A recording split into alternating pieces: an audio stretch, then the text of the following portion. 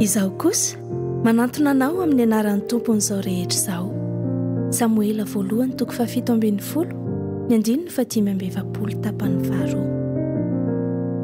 Anisan'ireo tantara tsy azo kosehana teo amin'ny fiainan'ny zanak'Israely ny nandresen'ny miaramila ny Filistina tamin'ny alalan'ny ady ny fanandriany Davida sy Goliata. Mahaliana tokoa ny fizotra-n'io fifanandrinana io, indrindra teo amin'ny fotoanany sy ny fifampiantsiana. Alika angaho no ataony ala amin'ny tena, hoy Goliata. Ka novaliany Davida hoe, manantona ahy amin'ny sabatra sy ny lefina ary ny lefim-po ianao. Izaho kosa manantona anao amin'ny anaran'ny tompon'izao rehetra izao. Voatonona ny ampahan'ny fitaovam-piadiana izay manavanana ny andaniny sy ny ankilany, saingy ny nampiavaka ny Davida dia ilay toe-po, toe-tsaina, toe-panahy no entiny niatrika ny ady.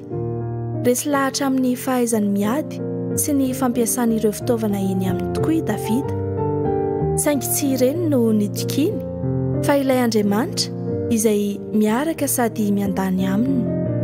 Koa hevery izao, isika izay mino an'i Jesosy Kristy dia tsy miady mba hahazo fandresena, fa manao ny fiadiany efa-pandresy kosa.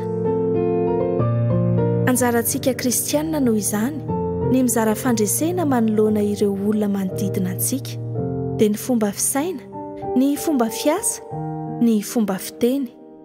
Jesosy, ianao ny fandresena ho anay, ka ankalazainay sy ambaranay ny anaranao.